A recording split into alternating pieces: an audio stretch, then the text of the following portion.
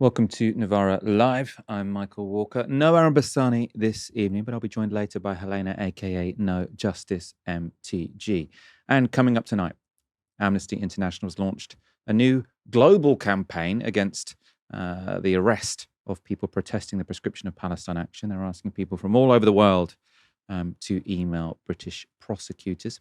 We'll also weigh in on the debate that's currently raging around inheritance tax. And there's lots of talk, including from Sam Altman, that the AI bubble might be about to burst. What does that mean for the economy? What does that mean for the technology? What does that mean for us all? Stay tuned to find out. And of course, if you'd like to support our work, you can sign up at novaramedia.com/support. An entirely man-made famine is afflicting Gaza's largest city and its surrounding area. That's the stark proclamation of the IPC, which is the UN-backed body tasked with assessing food insecurity and malnutrition. Now, this is only the fourth time since its creation in 2004 that the IPC has declared a famine. And the UN's humanitarian chief had a powerful message to describe its significance. Please read the IPC report, cover to cover. Read it in sorrow and in anger. Not as words and numbers, but as names and lives. Be in no doubt that this is irrefutable testimony. It is a famine, the Gaza famine. It is a famine that we could have prevented. It is a famine that hits the most vulnerable first, each with a name, each with a story. That strips people of dignity before it strips them of life. That forces a parent to choose which child to feed. That forces people to risk their lives to seek food.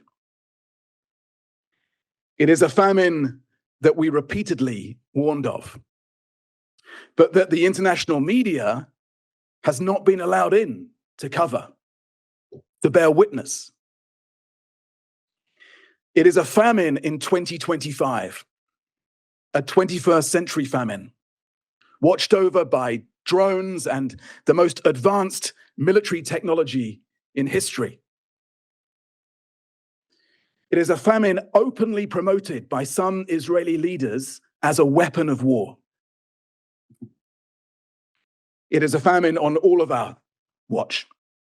Everyone owns this. The Gaza famine is the world's famine. That was UN's Undersecretary General for Humanitarian Affairs, Tom Fletcher, who also made clear who created and who has the power to end the Gaza famine. My ask, my plea, my demand to Prime Minister Netanyahu and anyone who can reach him: enough. Ceasefire. Open the crossings, north and south, all of them.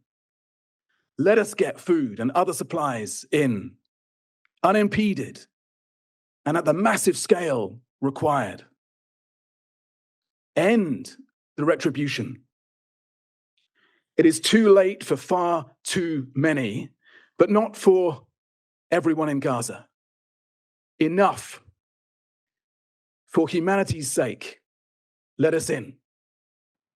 Now, in order for the IPC to declare a famine, a strict criteria must be met. So that includes an assessment that at least 20% of households face an extreme lack of food, that at least 30% of children suffer from acute malnutrition, and that 2 people for every 10,000 die each day due to outright starvation. The IPC has judged that all of those conditions have been met in Gaza City and the surrounding areas. Of course, Israel has denied there is any famine whatsoever. A representative of the Israeli government was on the BBC's World at One today. This has been an internationally recognised method of measuring food shortage for decades. Only to measure the right measurements. They're not taking the data that we're providing them. Okay, They're not taking the data that a completely neutral body, the Gaza Humanitarian Foundation, is giving them. So you can't actually claim something when you're only using partial data that serves your agenda. So she says, we're rejecting all of this because you're not taking our data. the Israeli government data, and you're also not taking what she says is the completely neutral Gaza Health Foundation on its word. Of course, the Gaza Health Foundation is actually a US and Israeli-backed front. It's been completely rejected by the entire global humanitarian sector. More than 1,000 starving Palestinians have been shot and killed when queuing to access food from the Gaza Humanitarian Foundation. Now, there has been extensive testimony from people working for and with the Gaza Humanitarian Foundation about how it operates. But this interview on CBS last night, so just the day before that Israeli representative made that complaint there on the BBC, I think it was particularly chilling. It took me 2 or 3 days to realise that they were actually shooting at people. They weren't shooting at combatants. So, did you think these were warning shots? No, it's indiscriminate. And who was doing the shooting? The IDF and the American security personnel. They've got positions on each corner of the sites, and they would often shoot at exactly the same time as the Israeli soldiers. We do not see who is shooting on the videos Mike gave us, but he said there was not a single occasion he observed when there was no shooting, and he was at the sites on average 5 days a week for several weeks. CBS News has seen his work schedule, and metadata from his cell phone confirms the dates and times he was in Gaza. I was breathing quite heavily because I'd never seen a crowd of people behave with such intensity and such desperation. What's the worst thing you experienced? I was brought outside the perimeter and I was tasked with cleaning up the remains of animals and some humans. What had happened is that there had been so much shooting that human remains had been left there, and the smell got quite bad. So the security contractors had complained, and the IDF said it wasn't their business. So I was tasked with cleaning it, but I wasn't warned what it was. And you were told to clean up everything there and do what? Just put it in the back of a truck, which took everything away. So that was a whistleblower who'd been working for a logistics company who ended up working for the Gaza Humanitarian Foundation, describing, one, how constantly American contractors and the IDF were just shooting every day at people queuing for food. He said they'd brag about it. He said they also just shot anything that moved. So they'd be shooting birds to sort of show how good their aim was. But I mean, what was most, distressing, I suppose, about that interview is him describing how he's piling human body parts onto a truck. Now, if there is obviously genocide is a technical description, which the ICJ sort of judged over a year ago, there was a plausible chance that Israel was breaking that technical definition. I think there's also a kind of emotional understanding of what a genocide looks like. And I don't think anything characterizes that more than an image of someone piling up human body parts on the back of a truck to be driven away. Like when, again, I don't think we should sort of bring up the Holocaust sort of gleefully, indiscriminately. But I remember sort of going around museums as a child, and the image that's always, the most distressing is when you sort of see them sort of piling up dead bodies like they're livestock or something. And this just, it evokes that same imagery, those same emotions. So that's the Gaza Humanitarian Foundation. Well, earlier today, I spoke to someone from a genuine humanitarian organization in Gaza. Dan Stewart is head of news at Save the Children UK. He was speaking to me from Deir al-Balah, and I began by asking him the significance of the IPC's confirmation that a famine was taking place in Gaza.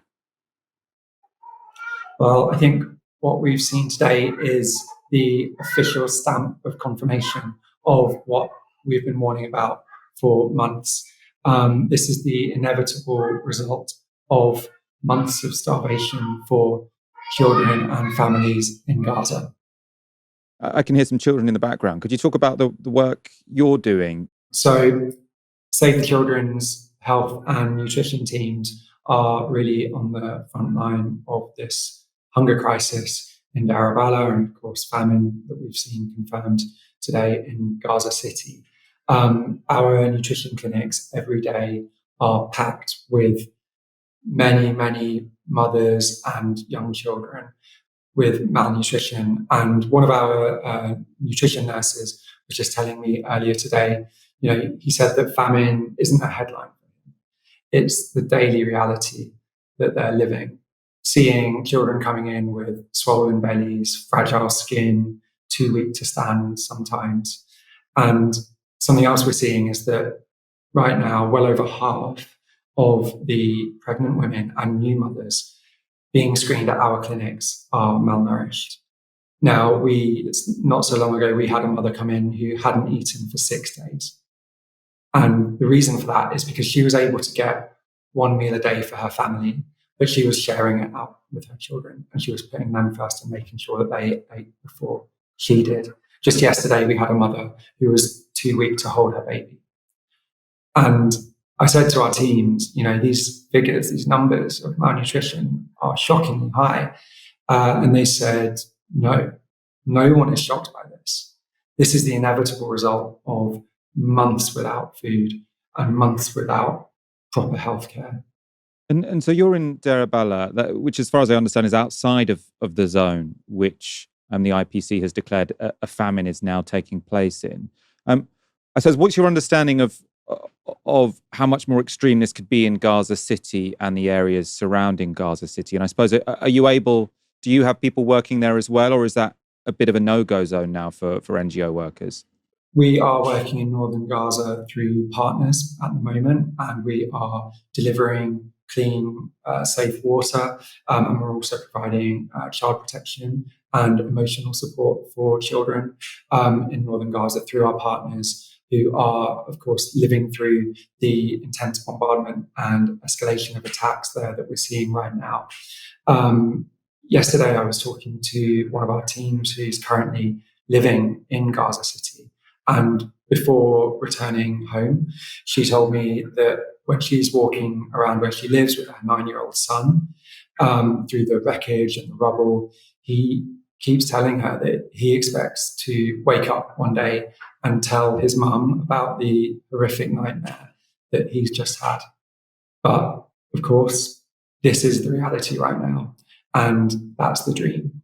And it will stay that way until there's a full and definitive ceasefire and the siege is lifted and aid is allowed throughout all of Gaza. Israel is currently planning another offensive against Gaza City. Netanyahu is ordering all people to leave Gaza City and go south. You're sort of in the south, I suppose, between the south and central Gaza. Are you in a position to sort of receive potentially thousands of people from a famine zone from Gaza City and the surrounding areas? I think what is really important to remember is that hundreds of thousands of people across Gaza have already been displaced multiple times. People have been forced from their homes by military operations, escalating attacks, 5, 10 times, sometimes more than that. So the psychological punishment now of more forced displacement orders and more attacks is almost unimaginable. Where we are in central Gaza, our clinics are already overstretched. Our doctors and nurses are seeing about twice as many children and patients as really they should be each day. So they're already incredibly overstretched, under capacity. We're starting to run low on basics like antibiotics, like painkillers. And we as Save the Children haven't been able to get any of our own aid in since the 2nd of March, when Israel imposed a near total siege. The government of Israel imposed a near total siege on Gaza. So no, it's going to be incredibly difficult. Our teams are going to give it everything. We are expecting huge numbers of people to come towards us, but it's going to be very difficult to provide everything that people need.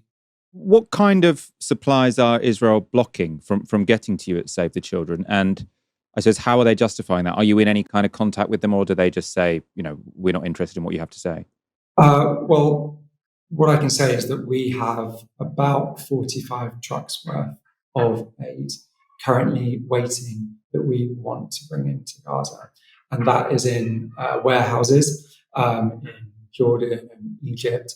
And that includes medicines and medical supplies, shelter kits, hygiene kits, and really the aid that we've seen coming in recent days and weeks is only a trickle when it needs to be a flood. It's really a drop in the ocean. Israel, their representatives have been on the airwaves today saying there is no famine in Gaza. And one of the arguments I've heard them making is to say that the IPC didn't properly take into account the evidence of the Gaza Humanitarian Foundation, who this spokesperson was saying is the independent organization, the Gaza Humanitarian Foundation. At the same time, they're constantly castigating organizations like your own as biased, as having an ulterior motive. I mean, how do you sort of operate in the information space with these kind of claims being made by the Israeli government?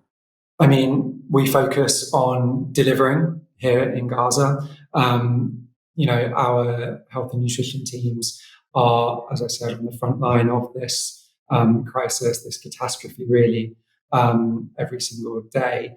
And, no one here is surprised. And this hasn't come from nowhere. There have been warnings issued about impending famine for months. This is really the official stamp on a tragedy that we all knew was coming. We heard, I suppose, Tom Fletcher from the UN, his demand of Netanyahu in his speech today. He also said that this was the world's problem, that sort of this was being enabled by all of us. I suppose two people in the West, two people in Britain, what should we be demanding of the British government when it comes to relieving this famine or ending this man-made famine, let's say? Well, there's no world leader who hasn't been warned about this. There is no world leader that didn't know that this is coming. And the time for words is long past. What we need to see right now is action. And from the UK specifically, so long as parts for F-35 jets that are currently raining down terror on children and families in Gaza, so long as they are being made in the UK, then the UK needs to be doing more and they need to stop that from happening. Amnesty International has launched an international campaign to pressure UK prosecutors to drop charges against the hundreds of people who have protested the proscription of Palestine action. Over 700 people have so far been arrested for peacefully protesting in support of Palestine action, with most of them having held signs saying, quote, "I oppose genocide, I support Palestine action." Amnesty's UK CEO said, quote, "It is entirely disproportionate to the point of absurdity to be treating the peaceful protesters as terrorists." Earlier today, I caught up with Amnesty's Director of Campaigns and Communications, Kerry Moscogiuri. So it means actually a great deal that Amnesty is today launching an urgent action into activity in the UK. We haven't ever launched an urgent action around the right to protest in the UK in all of Amnesty's long history. So it is a big deal, and it's because we are seeing such a widespread sweeping up of people exercising their right to protest, their right to peaceful protest, because they are rightly horrified and shocked by the genocide that we're all witnessing in Gaza. And as Amnesty, we want to take as much action as we possibly can to stop the arrests of these people who are exercising their peaceful right to protest. So today we've launched this. So what it means in Amnesty is we ask everyone who's a member of Amnesty or a supporter of Amnesty or who's aware of Amnesty across the whole world to take action, so to get in touch with the prosecutors in the UK. So this started, how Amnesty started, back in 1961, where Peter Benenson, who started Amnesty, in a letter written in The Observer, the UK newspaper, horrified about the right to freedom of expression, actually in Portugal at that time, but then across the world, and saying if people witness this and we take action, surely something must be done. And it's that same feeling. We're watching something happening, which we all know is wrong, and we have to take action to stop it, and then surely someone will see and notice. And the fact that we're asking the whole world to take action on the UK, that's what's unprecedented, and that's because we are so concerned about what's happening here. So, as you said there, and as I've read, the campaign will involve letters addressed to the Director of Public Prosecutions and prosecutors more generally. Why have you decided it's prosecutors that are the problem? Because I suppose the other argument would be to say, well, they're just enforcing the law as it was written in Parliament, and it's actually the MPs and the government who wrote the bad laws who are the problem here. I mean, there's many problems here. We've decided on the most effective target because they do have some power in this situation. But obviously, at the same time, we're wanting to raise this issue with government, with MPs and with everyone. The fact that people who were rightly shocked and horrified by the genocide are being swept up by these broadly worded, vague terrorism powers. And actually what they're doing is exercising their right to protest. And they're being prosecuted for it. To us, it felt that prosecutors were the most effective target for this and that they would not expect to get this level of correspondence they're about to get and will make them think about, hang on, what are we involved in and where's my power now to make some change? So we think it's the right target, but we're actually speaking to them, but we're speaking to those in government as well. And everyone just say, come on, we don't want to be a country where we're sweeping up people who are just holding up a placard, not inciting any violence, any hatred, any discrimination. Those things are the only things that are allowed to be criminalised in terms of peaceful protest. And those people that are protesting this are not doing that. And so it's out with the law to be able to do this. And we want to make that really clear. And I suppose why I'm asking the question isn't really to second guess your campaign, but I suppose to maybe make it clear to myself and to our audience, what can different institutions, what effect can they have? So obviously this was a law sort of voted on by Parliament, put forward by the government. I suppose the police get to decide whether they arrest people who are holding up those placards saying, I support Palestine Action, but I'm not sure how much sort of leeway they have. And then the Director of Public Prosecutions decides whether to prosecute people for having held up those signs. And so how much leeway does anyone in the system have to take some initiative and say, this is wrong, we're not going to prosecute this, we're not going to arrest these people? Or does it all basically come down to Yvette Cooper? We all have leeway in our jobs and in our roles, don't we? So I think if enough people think this is wrong, change will happen. So I don't think it's only down to Yvette Cooper, although she does have a huge role in it. But everyone who's involved, every part in the system, has some role to play in making sure that we stop and think, actually, and just think, surely this is not what was intended, to have people who are peacefully protesting around something which is genocide, right? So it's not, it's something that is hugely important and horrifying to have people swept up in this way. So we're just thinking about everyone in the system just stopping to think for a minute and say, surely this is not what was intended and we need to stop it. And I really would like to be starting to encourage everyone to take part in this action, because we need to show the weight of feeling about this, that this is not right. People who are just saying, we don't want to see a genocide happen, can't be swept up like this. So that's why we're doing it in this way. But I mean, you're right. There are several parts in this jigsaw. And for those of us that are really concerned about freedom of expression in the UK and how it's being eroded, and then in this case, the link therefore to genocide and where the government should be focusing, which is on surely trying to stop that happening and any complicity that the UK has with it, that's where we want the focus to be.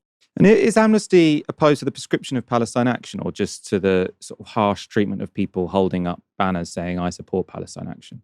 So this campaign and this particular action is all about the harsh treatment of those people that are holding up banners saying, I support Palestine Action, because they don't contravene, in our opinion or legal opinion, they don't contravene how they should be criminalised for their free speech, because they're not inciting hatred or discrimination or advocating violence. So they're peaceful protesters. We said before that using these sweeping powers against organisations would lead to this kind of criminalisation of freedom of expression. So we've expressed before our concerns around it, and we are concerned about how it then plays out, which is what's happening now.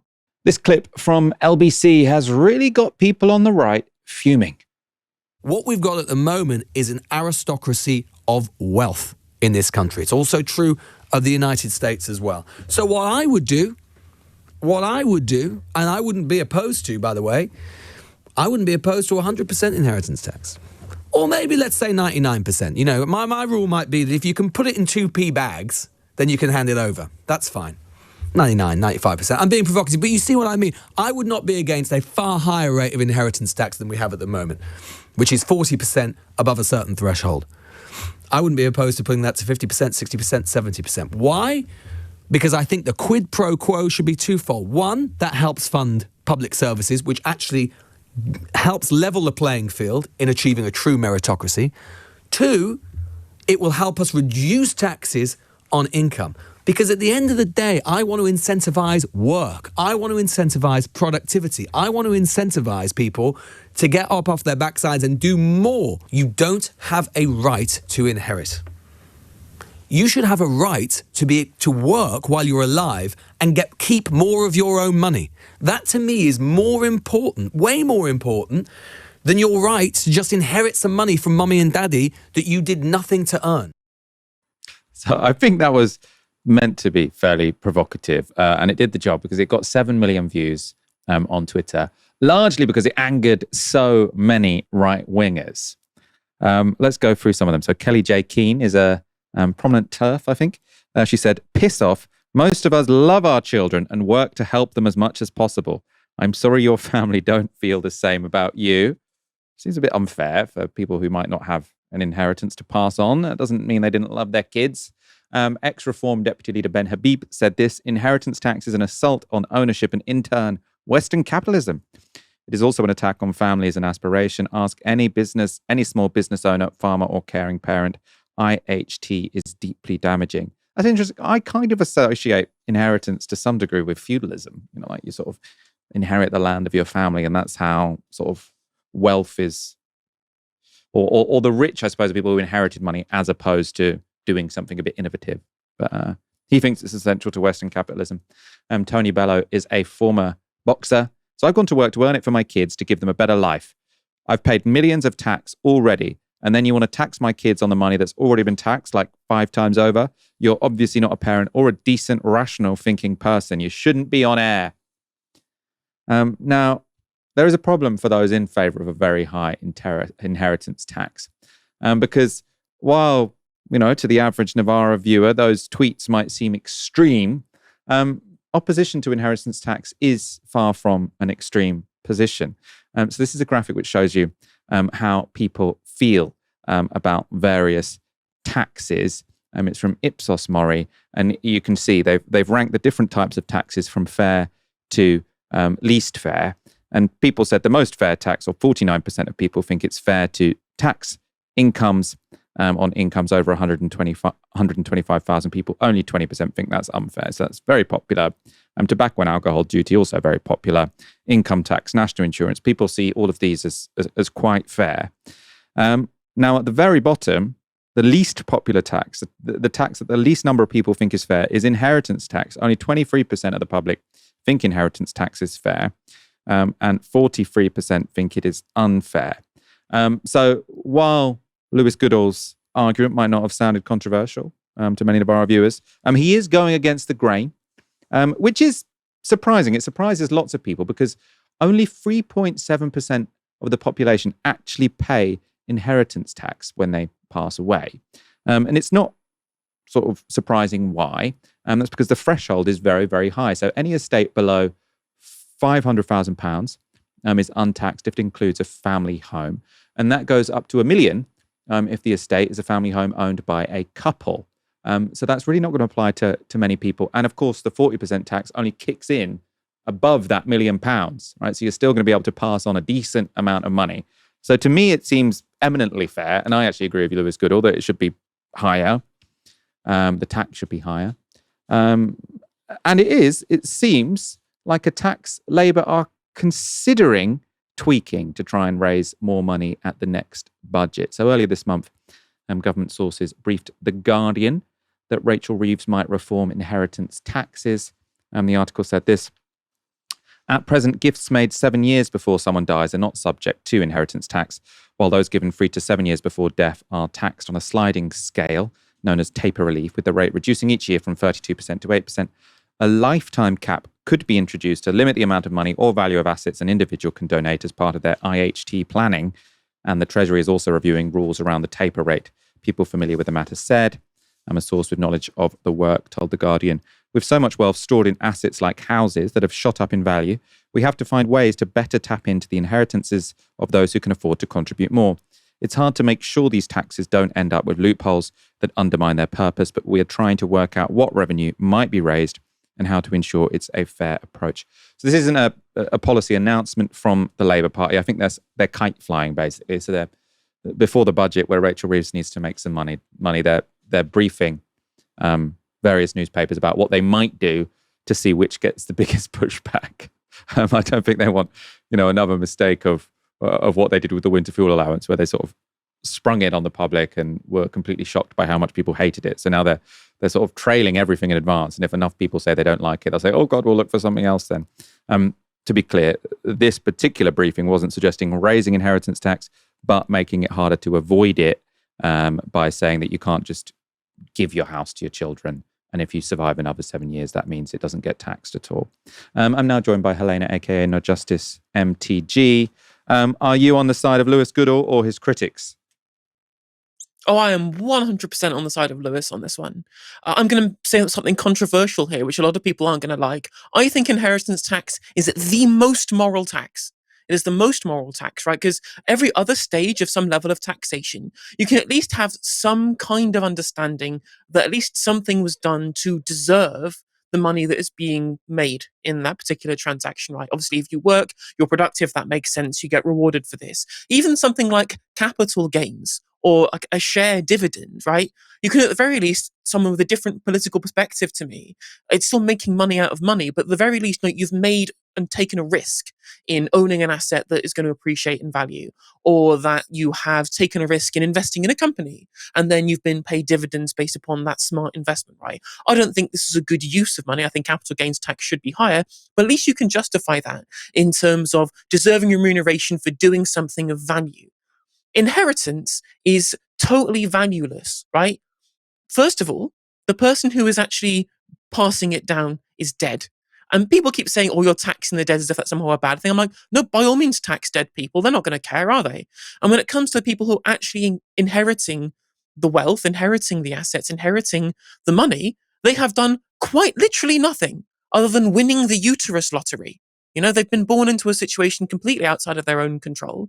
And people who have inherited this wealth have done nothing of value that you can ascribe to what they're inheriting. And it's just, well, it should be the choice of the person with that money to pass it down to their kids. They should decide what to do. It's already being taxed. First of all, everything's already being taxed, every transaction. There's no such thing as double taxation. That's a nonsense right-wing canard. I'm just going to dismiss that out of hand regardless.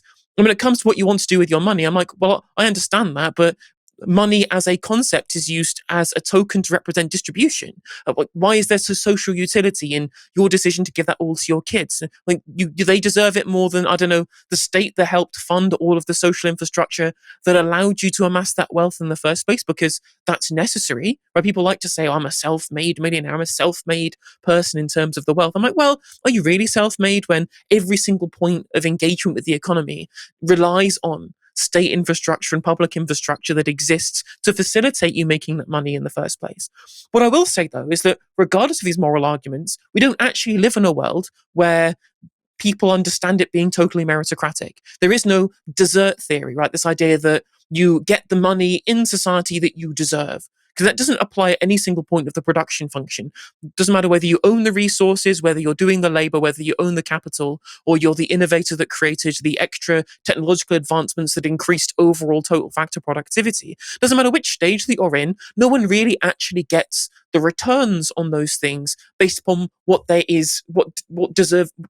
deserve to be able to get remunerated in that way based upon their contribution to society. Firstly, because it would be messy to try and calculate that anyway. How could you quantify such a thing? And second of all, as I mentioned before, money is actually just a token we use to represent distribution. How can we optimize? How can we optimize in terms of social utility where that money is used and how best it can be used to benefit society? And I would argue that the most important piece of social utility is ensuring that people are incentivized to be productive. It is, as Lewis points out, actually getting people to go out and work rather than just living off of money and mummy and daddy's money forever, sitting on their backsides playing PlayStation. Obviously, and when it comes to the estates, it's the wealthiest of estates that pay. Let's make it really, really clear, as you mentioned before, right? But it's not the middle class people who just want to ensure that their kids can at least have something. I'm somebody who stands to inherit enough that would pay at least a small amount of inheritance tax. Happy to pay more. I did nothing at all to deserve that, right? But when it comes to inheritance tax, it is the richest who pay, and they control the media, they control the discourse, and they're the ones who are allowed to be able to manufacture consent in terms of whether or not we view this as being moral or not. And fundamentally, as Lewis correctly points out, we have a situation where it is far easier to be successful. It is far easier to be rich. It is far easier to have a good life in this society if you are born into wealth than if you are a productive and hardworking member of society, because the ways in which we have stratified how people get money in this society is completely topsy-turvy. Not just in terms of who pays tax, but how much money is remunerated to labor rather than capital, or the ownership of natural resources that we've privatized, right? Like, none of these things make any actual utilitarian sense. Now, of course, I know, again, I'm in the minority of being utilitarian. I know that's not particularly popular ethical philosophy, but fundamentally, none of the arguments I've heard against this have ever been made in such a way that it's in any way convincing. All I hear is whines. Wow, the government's taxing me. I want my kids to be able to not have to work. Well, tough. This is society. Everybody should work. Simple as that. Yeah, I mean, I agree with you on a number of levels. I mean, I agree with you, I think, on the practical policy implications, because I think inheritance tax should be higher and I think the threshold should be lower. I'm not like, I'm obviously at some point, going to inherit some, like, or would be in line to inherit some money. I think it would probably be under the threshold because the threshold is so high. But I would happily pay 50% on all of it, from zero to the government. Like, I feel like I didn't earn it. It's, as you say, it's the luck of the uterus or whatever. So I think the idea that you should feel bitter if you only get 50% of something you didn't earn, I think is crazy. But I do think that probably the fact that there is such vast opposition to this from such a sort of wide spectrum of the public probably isn't just because of right-wing misinformation of the sort of 4% of people who will actually ever pay it. I think it probably does say something about people's ethical systems that maybe the left doesn't always quite get. And maybe that's sort of a barrier to us, which is, I think, the way you were sort of talking there, it's sort of the moral unit is the individual, and sort of meritocracy means that you as an individual should earn everything as an individual.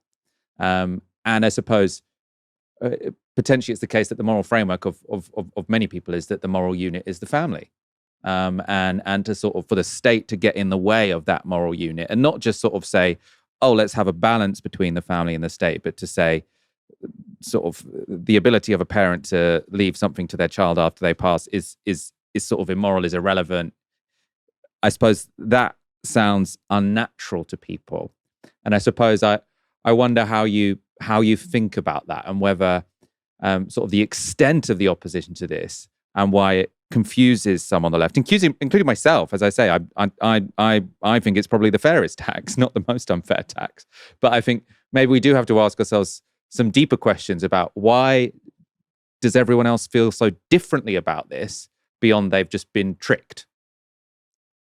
I mean, again, I agree with you. As I said before, like, I understand that I am in the moral minority in terms of the ethical positions that I take, right? Like, it's very strictly, I'm utilitarian. I don't think there's much societal utility in using that particular basis in terms of the family being this internal unit. And again, I don't even believe in meritocracy, really. I believe that we should just have a distribution in terms of the way in which we run state policy, again, that maximizes as much happiness for everybody as possible. And I understand people aren't going to buy into that. People aren't going to buy into that because, again, they prioritize either in terms like a strict libertarian sense, the individual, as you point out, in like a liberal sense, or they will have this kind of conservative like family view about being the close circle being more important than society at large. And I mean, that's probably been one of the biggest fulcrums in the ways in which the left have been pretty marginalized in terms of our overall ethical philosophy for the last however long since capitalism has come into fruition, but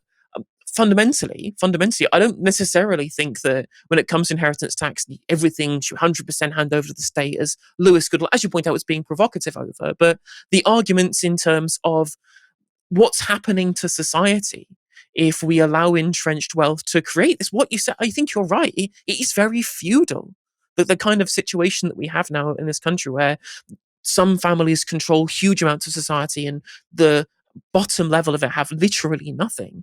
And unless you can find some way of being able to break that up, that entrenched wealth will only get worse over time. And whilst it used to be the case that would trickle away that wealth, I think there was a shirt sleeve to shirt sleeves in 4 generations. I think that's what the phrase was, right? But that is far less likely to happen when the richest families can just put all that money into a blind trust, and that will continue to pay dividends forever for whoever they pass it down to, and they have no reason to ever sell that or to ever put that back into the market, right? You look at the family farm tax stuff that people come out with in the media, that framing that somehow it's killing family farms by making them pay the same inheritance tax as everybody else. First of all, there's ways that you can try and ensure that it makes fewer people pay the inheritance tax if you don't use it as a tax dodge. It means the demand goes down, the value of the land goes down.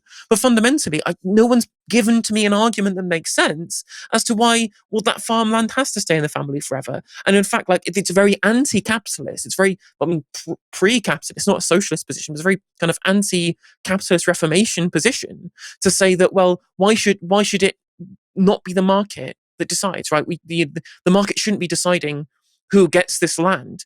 It should stay within this kind of microcosm of this particular family forever.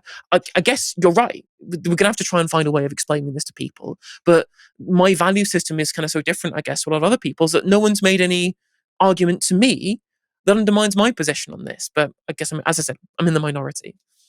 I think one area where I do really agree with what Lewis Goodall said, and where I think inheritance is quite so toxic, is when it's combined with a society where wealth is so important relative to income.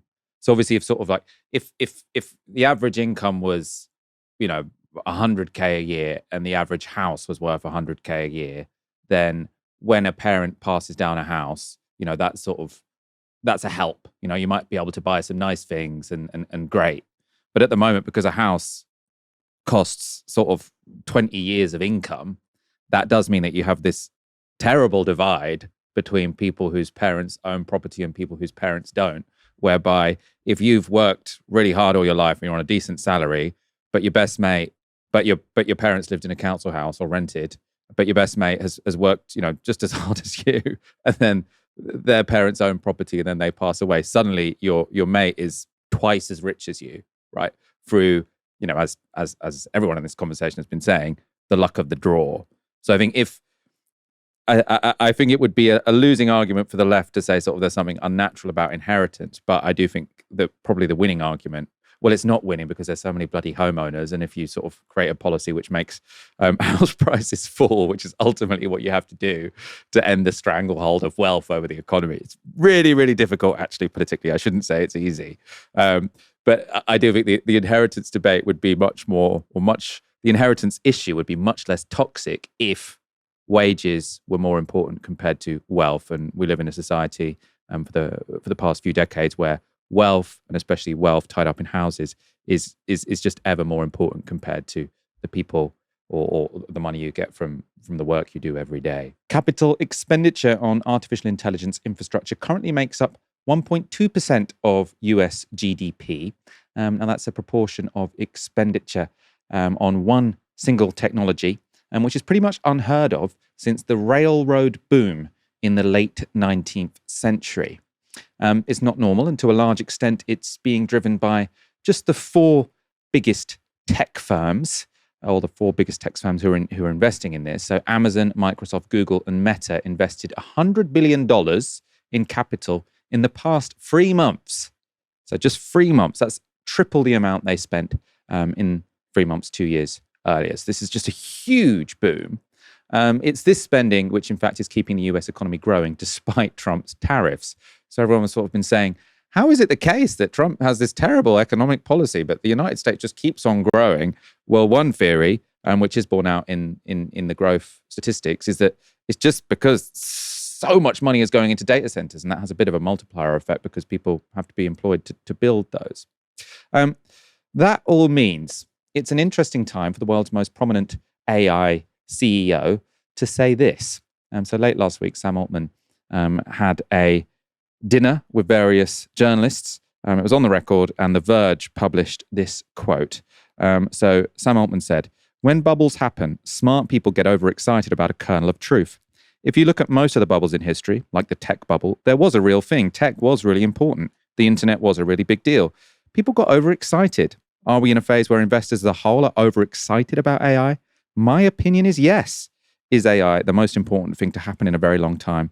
My opinion is also yes.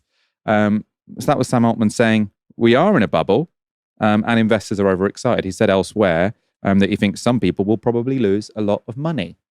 And that warning from Sam Altman appears to have had an effect on the market. So Fortune.com reported that US tech stocks had slid following Altman's warnings of a bubble. And they also sort of highlighted a skeptical study from MIT. So this is from Fortune. NVIDIA, so that's the company that makes chips, fresh off becoming the world's first $4 trillion company, sank 3.5%, while Palantir slid nearly 10%. The sell-off appeared to be sparked in part by an MIT report that claimed 95% of companies investing in generative AI are seeing no returns, and was potentially deepened by earlier comments from OpenAI's Sam Altman suggesting investors may be caught in an AI bubble. Late last week, Altman drew a parallel between today's AI frenzy of the 1990s dot-com bubble, when internet company valuations spiked dramatically before crashing. And while the MIT study attributed failures to corporate learning gaps and flawed integration rather than actual AI model quality, the market reaction highlights growing concerns about AI's commercial viability. Helena, this is over sort of all the newspapers, all the financial newspapers, on sort of, Fox Business and everything this week. If you look on YouTube, people talking about the AI bubble finally popping. Do you think we're lined up for a crash? I think so. I think that it's clear that there is a lot of venture capital going into an industry that has shown precious little real world application in terms of actually being commercially viable so far. The issue, of course, is that in a world of Silicon Valley tech startups, everyone's looking for that new angel investment, right? Like all of the kind of really rich people that we've seen right now aren't people who've been at the forefront of innovation themselves. They've been angel investors who've been able to make money off other people's work by being in the right place at the right time. You look at Elon Musk and you look at the PayPal mafia, people like that, right? Like there's a real issue that we have when it comes to people wanting to be the angel investor on the next big thing. And in the tech world, the next big thing is how you be the person who owns the new thing that becomes private infrastructure, as in part of the economy that everybody has to engage with, meaning that there is so many future returns because the whole society will depend on it. For example, you look at people like the Gary Vaynerchuks of this world who became angel investors in Facebook. Now, that's become part of the private infrastructure. Obviously, loads of people in society use it and engage with it, for example. That might go away, right? But other private companies have to rely on things like Facebook to be able to engage in the market at all, thereby making it a ubiquitous part of the tech landscape. And that's why the valuation of companies like Meta is so high. You are now part of the private infrastructure. Everybody has to engage with it. Look at, for example, Uber Eats, Just Eat. That's now part of the private infrastructure because you don't call up a takeaway anymore to be able to order what you want. You have to engage with this app that has all of the stuff on it. So that means valuation goes up because it's been replacing an old infrastructure with a new one. And so when it looks at AI, you see this new way of working, all the jobs it's going to take, for example, that's the line that comes from the AI progenitors. It's going to replace jobs that we don't need anymore. It's going to really increase productivity. Whichever AI tech company, whatever it is the one that replaces that level of infrastructure by being the person who has the jobs being replaced, or that replaces the jobs that's important. Suddenly then every company that relies on that kind of labor is going to be starting using AI, and you're going to be the one with intellectual property that's going to be part of the private infrastructure. But of course, if that use case doesn't emerge, it's all out of venture capital that's massively spiking the value of these tech startup companies or people who are looking to become the next big thing. And if they don't get there, it's completely worthless. And all that money has been spaffed up the wall. And on top of this, you have all of the baseline level, which would provide the value for AI, such as NVIDIA, who provide the chips for all of these AI data centers and things like that. They are also going to lose out because they are the ones who are supposed to be there to cash in on the need for the public and private infrastructure that would be there to facilitate the private infrastructure for the AI companies. So there's a really big kind of cyclical bubble going on here, not just in terms of the companies themselves, but the companies that rely on those companies being successful too. So there really is a problem if we don't actually find the golden egg within the kind of morass of these AI companies. And you might get a crash even if there is ultimately a golden egg. I think that's what's interesting about sort of having read about this a lot over the past week, which is the idea of there being a bubble doesn't necessarily mean the technology is all hype. It might be, but it doesn't. That's not what the bubble necessarily implies. Let's look at what happened in the dot-com bubble, which was in the year 2000. So this is the NASDAQ Composite Index. So it shows the stock valuation of the main tech stocks. And between 1996 and its peak in March, or its then peak in March 2000, you can see the valuation of stocks in the index increased by 5 times. And this is when everyone was really hyped about the internet. And then it fell to a fifth of the size of its peak by October 2002. So giving up all its gains during the bubble. So this is the dot-com bubble in 2000. People super excited about the internet. The internet is the future. They invest in all of these different new internet companies, which they think might be the next big thing. And then everyone realizes it's overvalued and the whole thing just crashes. In that crash, many online shopping companies, including Pets.com, Webvan, and Boo.com went bust, although I'm sure someone owns the Pets.com URL now, doesn't it? Tech giants like Amazon and Cisco Systems also lost large proportions of their market valuations. Ultimately, though, companies like Amazon, of course, recovered and went on to be some of the most profitable companies of all time. And the dot-com bust didn't mean the internet wouldn't transform society and the economy. And then even on the sort of very, let's say, limited perspective of the NASDAQ index, look at how it's changed up till today. And so this is up until 2025. And you can see that with that huge increase in 2025, it looks a bit like a blip, what happened in 2000. Now, in fairness, it's a long blip because it took 15 years for the NASDAQ to reach its pre-crash level. But since 2015, and especially since COVID, tech stocks have soared and they're now worth 4 times what they were at the peak of the dot-com bubble. Of course, the speed and extent of that increase over the past 4 years does look a bit like a crash could be coming. I think it has a lot to do with cheap credit in the COVID period. Will the AI build-out, though, still change the world, even if there is a crash? And this seems to be what Sam Altman is suggesting. If there's a crash, don't let that make you think that AI is a dud. And he is still suggesting, in the same interview, in fact, where he said that this might all be a bubble, he said this about data centers. So he said, you should expect OpenAI to spend trillions of dollars on data center construction in the not very distant future. So he's saying that this might be a bubble, it might pop, but also we're going to spend even more on data centers in the near future. And on a recent podcast with Theo Von, Altman had this interesting exchange about data centers. It starts to make our planet look like a software board, like a...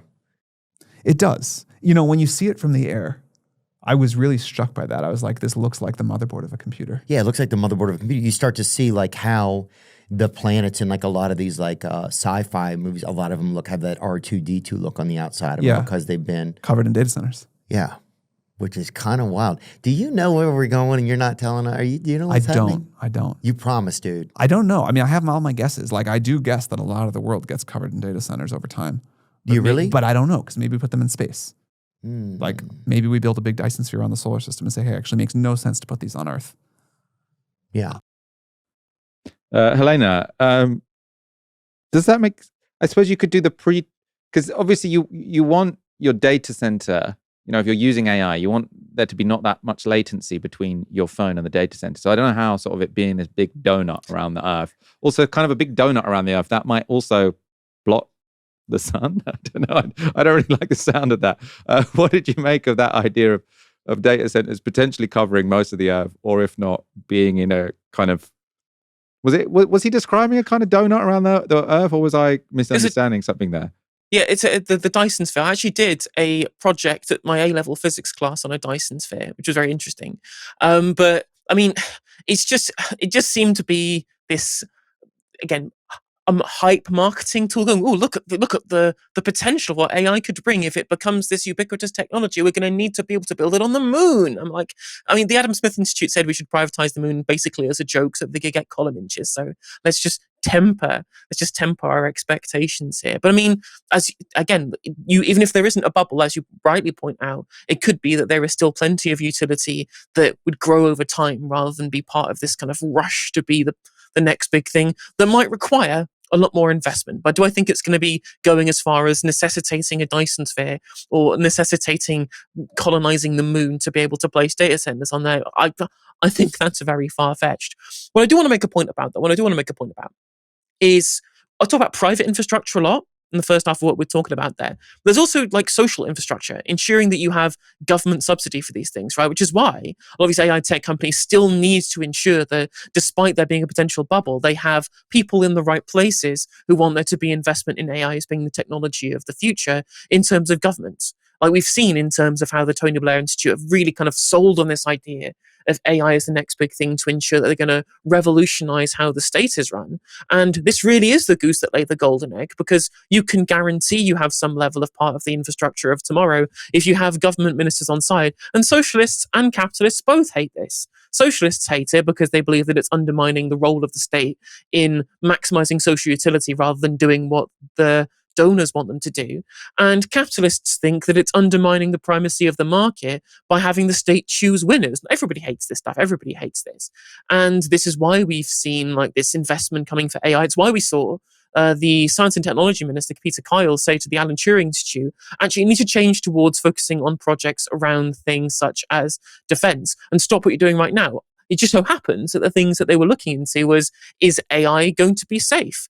Is AI actually going to have human applicability, right? What are the problems going to be with the adoption of AI technology? Weird how a government that seems to have loads of links to think tanks who are very pro-AI have ministers who want, or who at least ask at some point the think tanks that are funded by the government to not look into what they were doing that might hurt the profits of AI companies, but move towards something that the government wants to see for political reasons in terms of defense spending. So there is a real problem that we have in terms of the level to which that there is at least somewhat of corporate capture in terms of governments wanting to push this AI stuff so that they ensure that the golden egg does get laid. And of course, they want to open up loads of new planning permission for all these data centers in the UK, might turn us into Coruscant. And the kind of voters that Labour needs to rely on to ensure that they stay in government, they really don't want the green and pleasant land turning into Coruscant, I can tell you that. I had completely misunderstood Dyson spheres. I don't know why what he had said had sort of put in my mind this idea that it would be a donut around the earth. But no, a Dyson sphere, as you're saying, hypothetical artificial megastructure built around a star to collect all of its radiant energy. So this would be something up in space, which directly gets presumably the solar power of the sun, because all the other stars are going to be really far away. So yeah, maybe it wouldn't block out the sun. So maybe it's a good idea. Maybe we'll give Sam Altman that. Thank you for joining me, Helena. Pleasure having you on this evening. Always a pleasure. Glad to be able to do my yassified Aaron Bastani impression this evening on Friday. You did them very well. Thank you everyone for tuning in, and we'll see you all next week. Have a fantastic weekend. For now, you've been watching Novara Media. Good night.